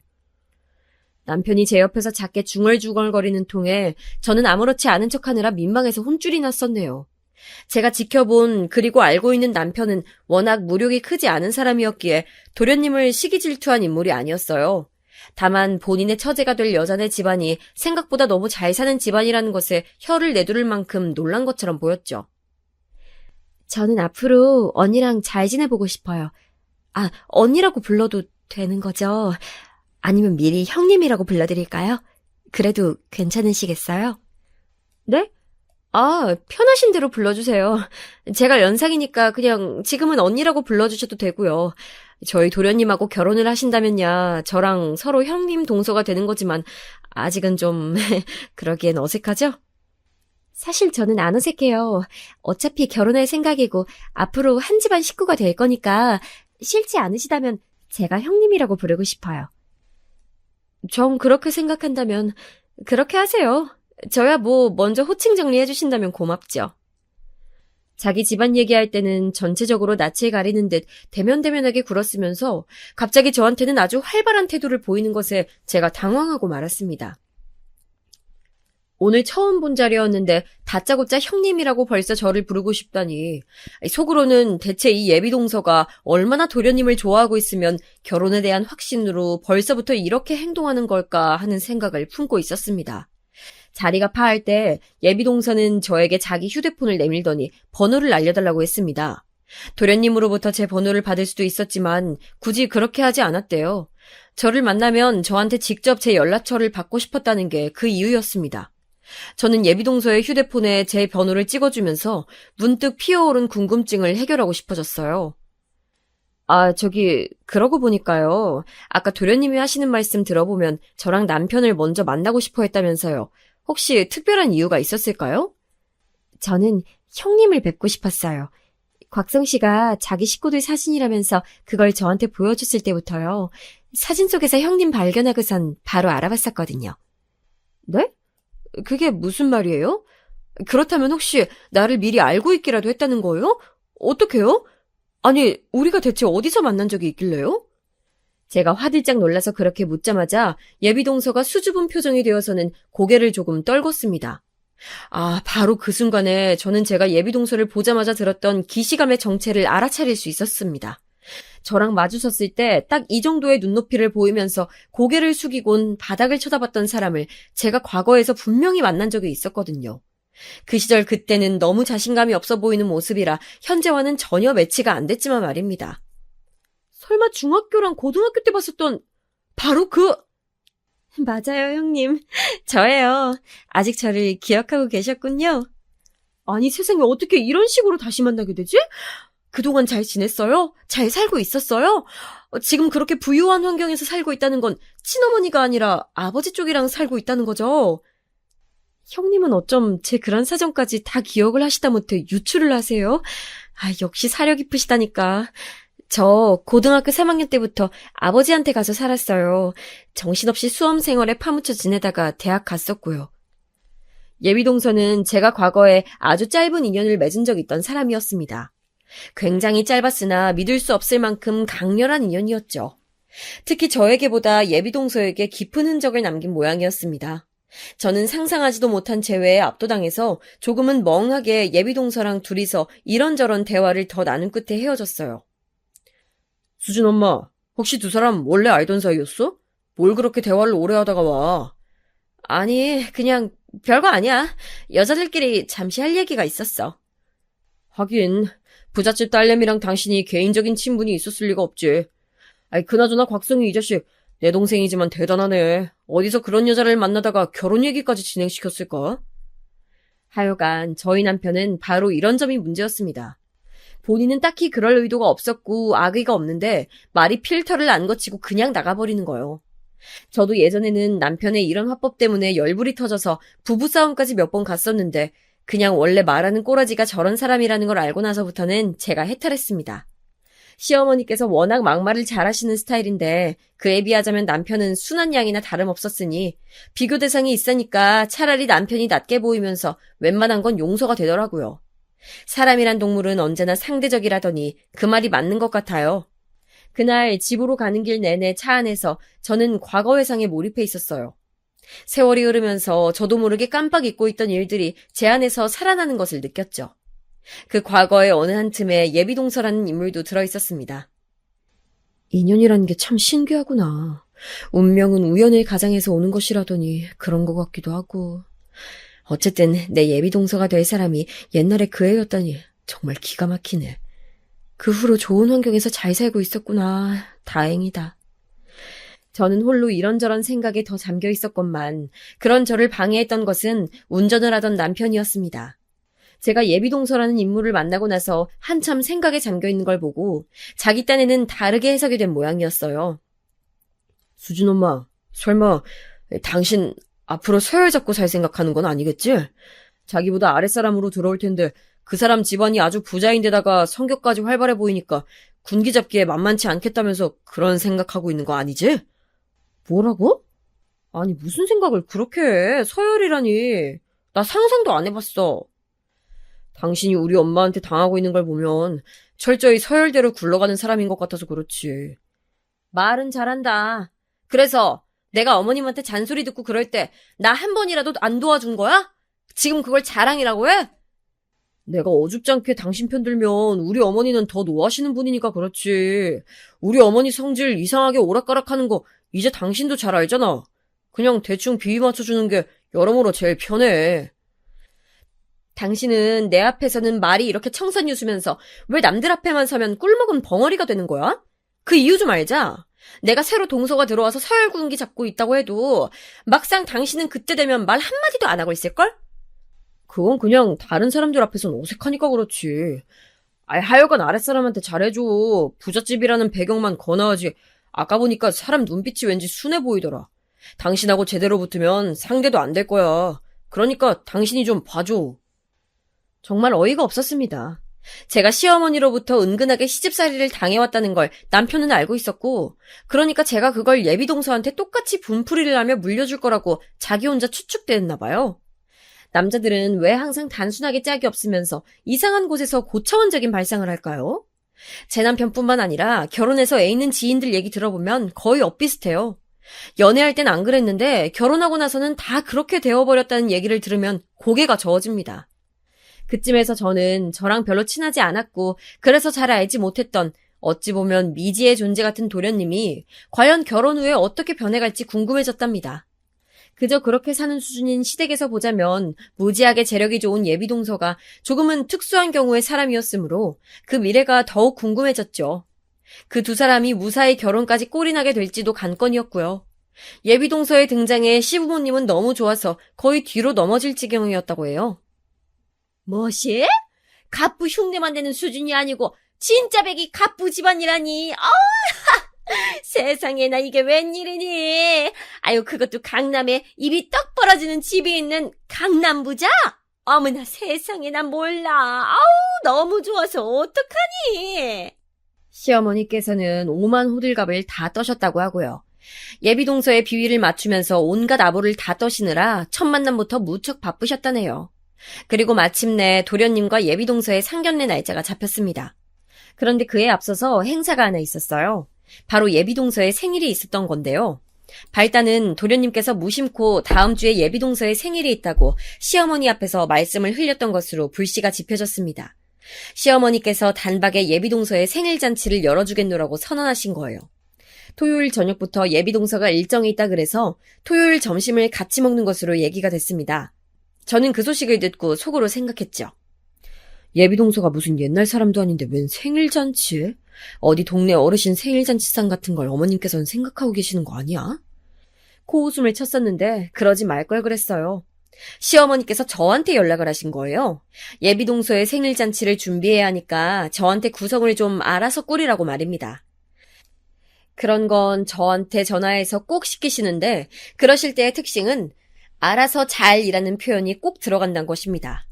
도중에 시어머니께 의견을 여쭤보잖아요. 그러면 너는 알아서 하라는 의미도 못 알아듣냐며 잔소리를 어마어마하게 날리십니다. 그래서 여쭤보지도 못해요. 어쩔 수 없이 제가 알아서 잘 준비를 맞춰놓잖아요. 그러면 아니나 다를까 꼭 한 가지라도 태클을 거십니다. 불만을 안 꺼내신 적이 단 한 번도 없었어요. 그리고 또 하나 특징이 뭐냐면요. 저한테 맡기시면서 돈을 안 주신다는 거예요. 그 돈이 그럼 어디서 나겠어요? 제가 결제를 하는 거고 결국 그 자금의 출처를 따라가면 남편이 나옵니다. 남편은 자기가 장남이니까 어쩔 수 없이 금액을 부담해야 한다고 말을 해요. 그럼 제가 그 앞에서 그런 말을 들으면 생각을 하죠. 그럼 나는 장남하고 결혼한 대역죄를 저지른 맏며느리니까 그런 노동을 다 감당해야 하는 거고 에라이, 이런 놈하고 결혼한 내가 대학자인이 맞구나. 남편이 남한테 아쉬운 소리 하는 걸 진짜 싫어하는 사람인데 자기 가족들한테도 똑같이 그래요. 시댁 식구들하고 어쩌다 같이 외식을 하면 결제하는 순간이 왔을 때 서로 눈치 보는 그런 걸 싫어해서 그냥 누가 먼저 자원을 하지 않는 이상 무조건 자기가 돈을 내려고 합니다. 그런 사람의 아내인 저만 복장 터지는 거죠. 장남은 호구처럼 이리저리 휘둘려 맏며느리는 종처럼 이런저런 일 다 도맡아 해. 이런 판국이니 저희 부부가 시댁에서는 봉이었어요. 딱 부려먹기 좋은 포지션이라고나 할까요? 그런 상황을 진절머리 나게 겪어본 바 있는 저였으니 예비동서에 생일 잔치상 마련하는 걸 거절한다는 선택지 따위는 꿈도 꾸지 않았습니다. 네가 알아서 잘 해봐라. 고기 좀 내놓고 미역국 좀 끓이고. 아유, 별로 어려운 것도 없지? 귀한 손님 대접한다 생각하고 성심성의껏 정성을 다하면 돼. 아, 네 어머님. 말씀하신 대로 그렇게 알아서 잘 하겠습니다. 시어머니께서 저한테 열변을 토하시려고 하길래 제가 선수쳐서 무조건 잘 알겠다고 답변 드렸어요. 남편의 말 맞다나 시어머니께서는 그냥 대충 비위 맞춰드리고 적당히 그 하시는 말씀들을 한 귀로 듣고 한 귀로 흘려보내는 게 가장 좋은 상대였으니까요. 처음엔 제가 지는 것 같고 복종하는 며느리가 되는 게 싫고 너무 비굴해지는 것 같아서 반항심이 들었으나 시간이 지나면서 자포자기가 되었던 것 같아요. 똥이 무서워서 피하는 게 아니라 더러워서 피하는 거라는 희대의 명언을 가슴속에 되새겼답니다. 예비동서의 생일잔치를 준비하면서 저는 인맥 파워를 쓰기로 했습니다. 그건 바로 다름 아닌 당사자였어요. 음식 뭐 좋아하냐고 슬쩍 물어봤거든요. 저는 가리는 거 없어요. 생굴 빼고는 못 먹는 음식도 없고요. 특히 입맛이 인스턴트 식품 취향이라서 자극적인 양념도 잘 먹어요. 제가 먹는 양 자체가 좀 적은 편이라서 그렇지 먹기는 안 가리고 다 먹는 것 같아요. 제가 먼저 연락을 한 것이 좋았는지 예비동서가 신이 나서는 이런저런 얘기를 늘어놓았지만 저는 메뉴를 꾸리는데 특별한 제약이 없다는 것을 확인하고서는 그냥 평범하게 메뉴를 골랐어요. 아침 겸 점심을 먹는 자리였으니까 미역국이랑 갈비찜, 조기구이는 기본이었고 그 외의 메뉴들을 추가하기 시작했죠. 금요일에 늦게 퇴근하고 장을 봐뒀다가 토요일에 일찍 눈을 뜨자마자 바로 준비해서 시댁으로 향했어요. 간밤부터 아이가 감기 기운이 있는지 짜증을 부리고 자꾸 뒤척여대서 남편이 데리고 나갔는데 아침에 보니까 정말로 아이 컨디션이 안 좋아 보여서 그냥 저만 먼저 출발했죠. 남편도 밤새 잠을 설친 것 같았거든요. 몇 시간 더 자게 두는 게 나을 것 같았어요. 일감 들고서는 혼자 시댁에 가려니까 정말 피곤하고 정신이 하나도 없었는데 그래도 귀찮거나 번거로운 마음뿐만은 아니었답니다. 예비동서의 생일을 기념해서 제가 직접 음식을 해줄 수 있다는 즐거움 역시도 마음 한구석에 분명히 자리하고 있었으니까요. 비록 제가 거의 다 하기는 했지만 시어머니께서도 거드셨고 시아버지께서는 거실에 상을 펴고 자리를 준비하셨습니다. 원래 예정된 시각은 정오 12시였는데 예비동서가 30분 이상을 일찍 왔어요. 도련님한테 왜 이렇게 일찍 왔냐고 시어머니께서 눈치를 주셨더니 그걸 발견한 예비동서가 멋쩍은 듯이 이렇게 말을 하더라고요. 아, 어머님, 제가 그냥 일찍 가자고 그랬어요. 조금이나마 일손을 거둘 게 있을까 싶어서요. 저 때문에 이런 날 잡아서 만들어주신 것도 모자라 생일상 준비해주신다고 하니까 너무 감사하기도 하고 죄송하기도 해서요. 아유, 그럴 거 없는데 어쩜 이렇게 마음씨도 고울까? 그냥 얼른 자리에나 앉아 있어요. 음식은 우리 집 큰며느리가 다 했으니까. 시어머니께서 너스레를 떠시면서 그렇게 말씀하셨을 때 예비동서가 깜짝 놀라 얼굴이 되어서는 바로 눈짓으로 저를 찾았습니다. 시선이 마주치자 저는 민망해져서 그냥 부엌으로 자리를 떴어요. 귀를 기울이니까 예비동서의 목소리가 들리긴 하더라고요. 저는 형님께서 다 준비해 주시는 줄 몰랐어요. 그리고 그냥 밥하고 국하고만 이렇게 간단히 해서 한 끼 먹는 줄 알았는데 상자리를 보니까 종류가 엄청 많나 보네요. 죄송해서 어떡하죠? 죄송하다니, 그럴 거 없어요. 우리 큰며느리가 자기 음식 솜씨 자랑하고 싶다면서 스스로 저렇게 나서는 걸 어떻게 말리지도 못하고 그래서 그냥 하게 둔 거예요. 그러니까 신경 쓰지 말고 맛있게 먹기나 하면 되지. 작게 웃으시는 시어머니의 목소리를 들으면서 제가 고개를 흔들었습니다. 저 결혼 전에는 바로 말씀을 놓으셨던 기억이 선연한데 예비동서한테는 결혼식장 들어가기 전까지 결코 말을 짧게 할 수가 없다면서 시어머니께서는 존댓말을 고수하고자 하셨죠. 이것부터가 저는 엄청난 차이가 보이는 것에 실소가 지어졌었네요. 예비동서도 일찍 왔겠다. 저는 그냥 준비가 다 된 음식들을 먼저 상으로 날랐습니다. 밥이랑 국만 마지막에 푸면 되게끔 말이죠. 저를 보면서 안절부절 못하는 예비동서가 일을 거들어주고자 했는데 그 눈치를 확인한 도련님이 먼저 나서서 저랑 같이 상을 차려주셨어요. 저는 예비동서랑 눈이 마주쳤을 때 그냥 싱긋 웃어줬고요. 그런데 바로 그 순간이었습니다. 시어머니께서 저를 확 째려보시더니 이를 꽉 악물고선 작은 소리로 저한테 이렇게 말씀하셨어요. 순대볶음? 오늘 메뉴 중에 이런 것도 있었니? 격떨어지게 이런 게 갑자기 왜 끼어들어? 이렇게 좋은 자리에 너는 꼭 너같이 싸구려 스타일의 음식을 꼭 내놔야겠니? 작게 윽박지른 것이었지만 거실이 호남 평야도 아닌데 당연히 예비동서한테도 들렸죠. 안 그래도 저희 쪽으로 귀를 쫑긋 세우고 있는 눈치였으니까요. 그래서 저는 너무 민망했어요. 예비동서가 보는 앞에서 이런 취급을 당했다는 게 순간적으로 창피했고 시어머니가 원망스러웠습니다. 제가 울컥해서 입을 놀리려던 찰나 제 순서를 가로챈 사람이 있었으니 그건 바로 예비동서였어요. 어머님, 그러지 마세요. 왜 형님한테 그런 식으로 말씀하시는 거예요? 어? 아무것도 아니에요. 그냥 우리 큰며느리가 눈치 없게 시리 조금 다른 메뉴들하고 동떨어지는 음식 내놨길래 내가 이건 별론 것 같다고 그렇게 말하는 중이었어요. 시어머니께서는 민망한 내색을 뒤로 감추시며 태연하게 받아치셨지만 이미 예비동서의 표정은 좋지 않게 변해 있었습니다. 어머님, 원래 지금 이렇게 말씀드릴 생각은 추호도 없었지만 형님한테 그렇게 굴지 마세요. 저를 위하신다면 더욱이요. 왜냐하면 형님은 제 은인이시거든요. 예비동서의 발언에 제가 깜짝 놀라서 굳어버렸는데 시부모님이 놀라신 것에 비하면 아무것도 아니었어요. 도련님은 예비동서와 제가 원래 아는 사이란 것을 이미 알고 계신 눈치였지만 그럼에도 표정이 조금 놀란 기색이었습니다. 바로 그때 현관문이 열리면서 저희 남편이랑 아이가 들어왔어요. 그러나 예비동서는 그쪽으로는 눈길도 주지 않은 채 말을 이었습니다. 어리둥절한 낯에 시어머니를 향해서 말이죠. 제가 옛날에 학교에서 지독한 왕따를 당한 경험이 있어요. 중학교 때 당했는데 누가 저를 도와줘서 저는 그 지옥에서 벗어날 수 있었어요. 그런데 저를 괴롭혔던 무리의 일부가 저랑 같은 고등학교에 진학하게 되면서 왕따가 다시 이어졌었고요. 그때 또 누가 저를 도와줬어요. 중학교 때 저를 도와줬던 바로 그 사람이었죠. 한 번 더 저를 도와줬고 그래서 저는 무사히 학교 생활을 할 수 있었던 거예요. 저런 학창시절에 그런 일이 있었구나. 힘들었겠네요. 당황한 시어머니께서 기계적으로 반응을 해주셨는데 표정에는 그래서 그 얘기가 지금 왜 나오는데? 라는 의문이 가득 차 있었습니다. 그때 예비동서가 저를 쳐다봤고 저는 그냥 옅은 미소만 지어줬어요. 그 미소를 허락의 의미로 받아들였는지 예비동서가 또렷한 목소리를 냈습니다. 저를 도와줬던 그 사람이 바로 형님이세요. 사실 그건 도움이 아니라 구원이었죠. 저는 형님이 아니었다면 진짜 그때 세상을 등졌을지도 몰라요. 그만큼 힘든 일이었고 자력으로는 절대 벗어날 수도 없었고 어디에 도움을 청할 데도 없었어요. 그런 저를 살려줬던 게 바로 형님이셨어요. 우리 큰며느리요? 그럼 원래 진작에 둘이 알고 있었던 사이라는 건가? 경악한 시어머니께서 저를 쳐다보셨고 그건 다른 사람들도 마찬가지였어요. 저는 괜히 멋쩍어서 헛기침만 했었던 것 같네요. 저는 사실 재혼가정 자식이에요. 고등학교 2학년 때까지는 친어머니와 살았어요.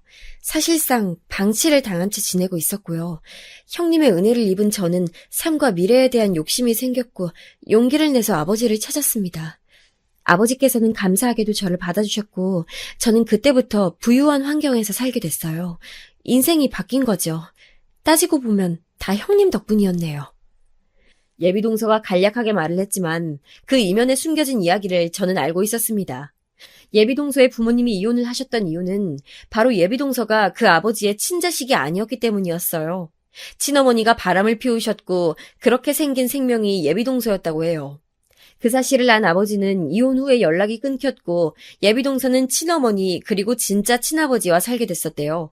하지만 그 두 분은 혼인신고를 하지 않았죠. 2년을 함께 살았다는데 친아버지라는 사람이 어느 날 잠적했대요. 그것도 집에 있는 몇 푼 안 되는 돈을 다 챙겨서요. 그 후로 친어머니는 예비동서를 방치하기 시작했고 일도 거의 하지 않은 채 아무렇게나 사셨다고 합니다. 그때 예비동서가 초등학교 6학년이었대요.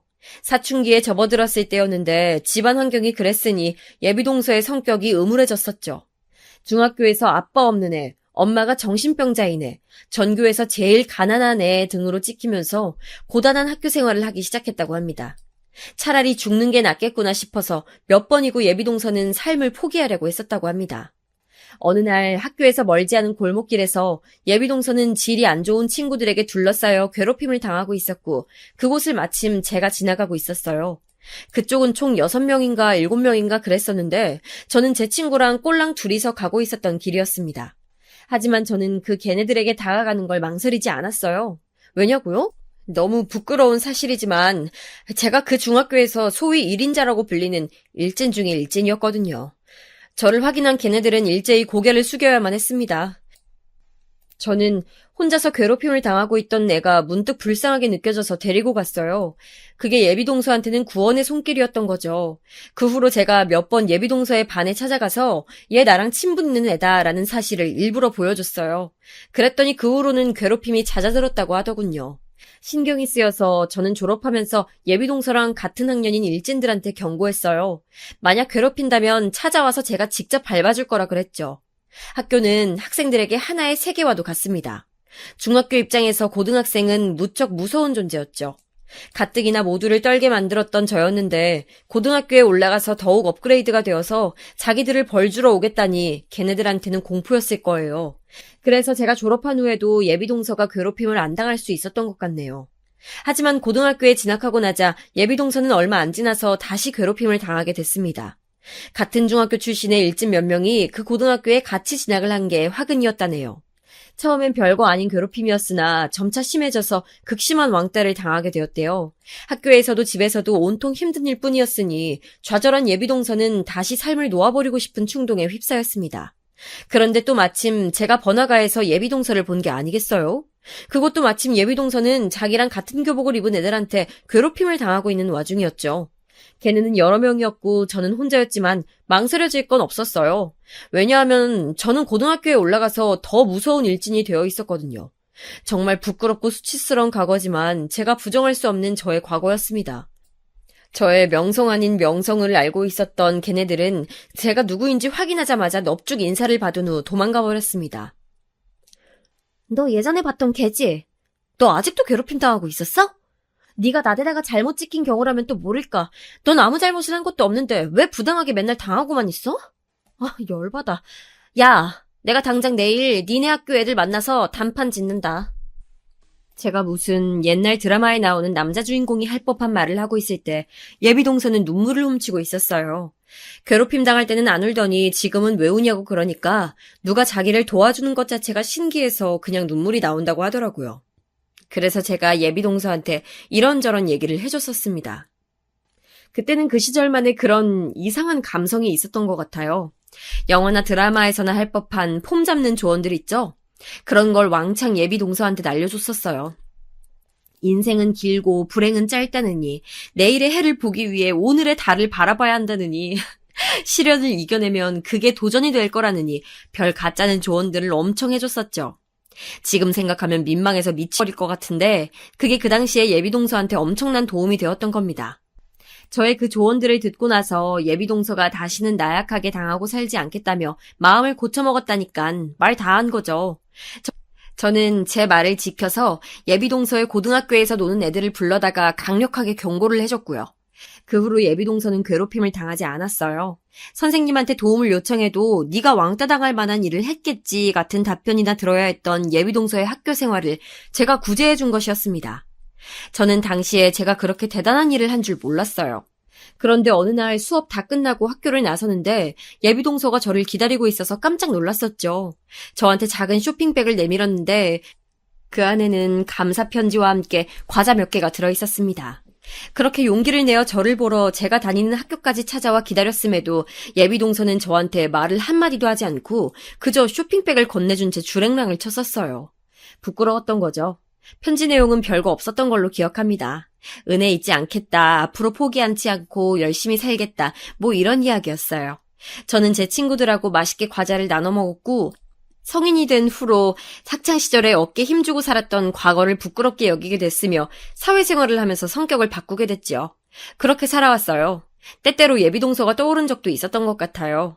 그 후로 그 왕따 소녀가 어떻게 살았을지 결말이 궁금했던 듯 싶거든요. 제가 상상했던 것 이상으로 예비동서는 잘 살아왔죠. 용기를 모아서 자기의 친아버지도 아닌 사람을 찾아갔으며 친어머니와 함께 살다간 자기가 죽을 것 같으니까 받아달라고 빌기도 했죠. 그런데 그 아버지란 분이 사업으로 굉장히 성공을 거두고 있는 와중이었고 엄청 잘 사는 집안의 여자랑 재혼을 했을 줄은 예비동서도 상상 못했었대요. 그리고 더 놀라운 건 예비동서가 그 집안에 받아들여졌다는 것입니다. 그 이후로 예비동서는 그 집의 자식으로 살아온 거예요. 불행했던 유년 시절과 학창 시절에 심하게 당했던 왕따의 후유증으로 동서는 원만한 인간관계를 맺는 걸 잘 못했다고 합니다. 그래서 성인이 되고 나서도 힘들었대요. 20대 후반에 결혼을 할 뻔했었으나 무산된 이후로는 미국에 가서 일을 하며 몇 년을 지내다가 다시 한국에 들어왔고요. 어찌저찌 하다가 도련님을 만나게 됐는데 도련님이 꺼내든 가족사진에서 제 얼굴을 발견해버렸던 겁니다. 긴가민가 했을 때 도련님의 입에서 나온 제 이름을 듣고선 확신을 했던 거죠. 제 교복에 달려있던 명찰, 그곳에 적혀있던 이름 석자를 예비동서는 절대 잊어버리지 않고 살아왔으니까요. 이런 비화를 품고 있는 게 바로 저와 예비동서였습니다. 저는 사실 형님 때문에 이 결혼을 결심했었던 거예요. 제 은인을 이런 인연으로 만나는 게 너무 신기했고 또 감사했거든요. 그러니까 만약 어머님께서 형님한테 막대하신다면 저는 실망할 수밖에 없어요. 그렇게 되면 솔직히 결혼에 대한 확신도 흔들릴 것 같고요. 예비동서의 말에 시어머니께서 너무 놀라셨는지 그대로 엉덩방아를 찧으며 주저앉으셨습니다. 도련님의 눈동자가 휘둥그레져서는 저랑 예비동서를 번갈아 쳐다봤죠. 그러더니 도련님께서 외치셨습니다. 엄마는 왜 형수님한테 모질게 구신 거예요? 엄마가 잘못하셨어요.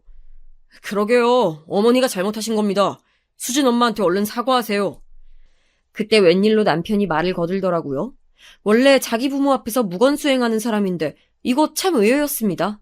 시아버지께서는 어쩔 줄 몰라 하셨고 이윽고 제 눈치를 살피시던 시어머니께서는 떨리는 입술 사이로 저한테 사과의 말씀을 전하셨어요.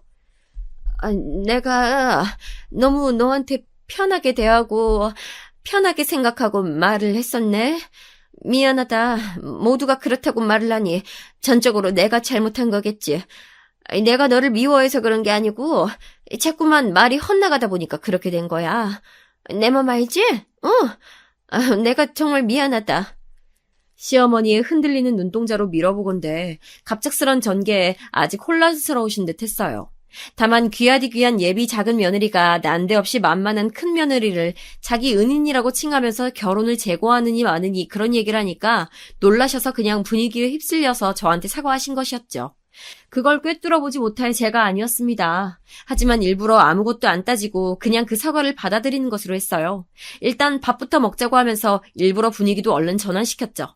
그러자 시어머니께서는 저보고 그냥 자리에 앉아있으라고 하시더니 당신이 밥이랑 국을 준비하러 허둥지둥 부엌으로 뛰어가셨습니다. 그 뒤를 따라간 일꾼은 도련님이셨고요.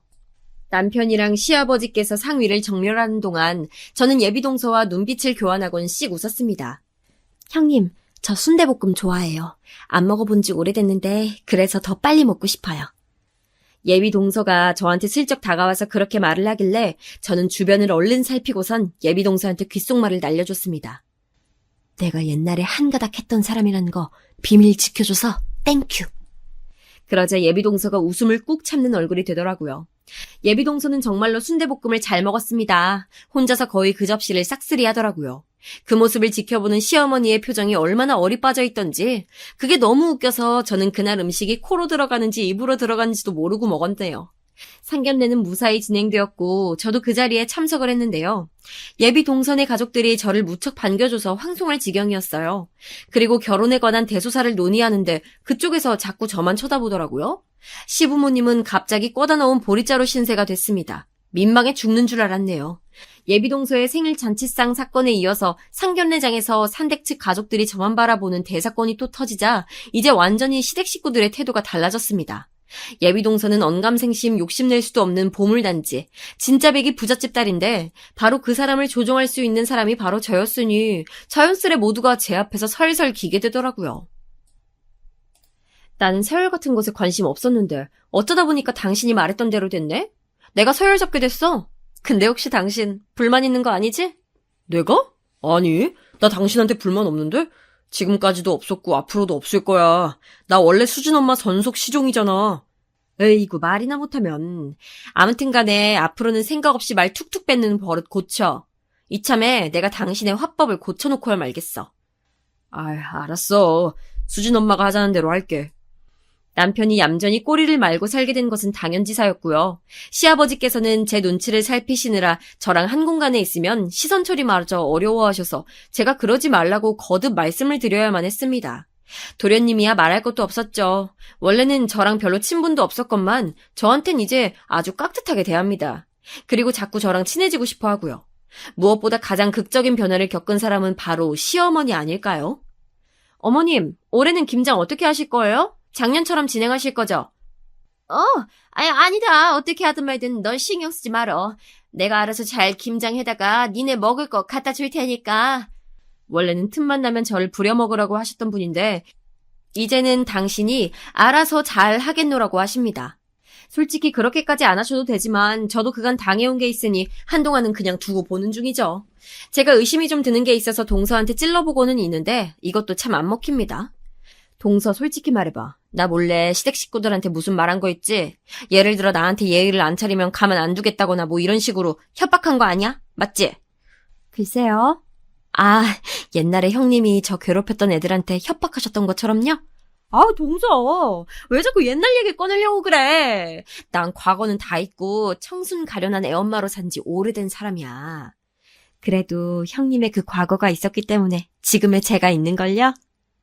하여간 은근히 눈구렁이처럼 답변을 쏙쏙 피해가는 동서입니다. 동서가 그러더라고요. 어쩌면 자기가 이날 이때까지 결혼을 하지 않고 집에 돈도 많은데 굳이 돈만 열심히 벌어가면서 살아온 건 다시 이렇게나마 저를 만나기 위해서인 것 같다고 말이죠. 도련님이 들으시면 저를 향한 질투심으로 졸도하실지도 모를 일이네요. 암튼 저는 동서 덕분에 팔자 폈어요. 아주 편안하게 지내는 중이랍니다.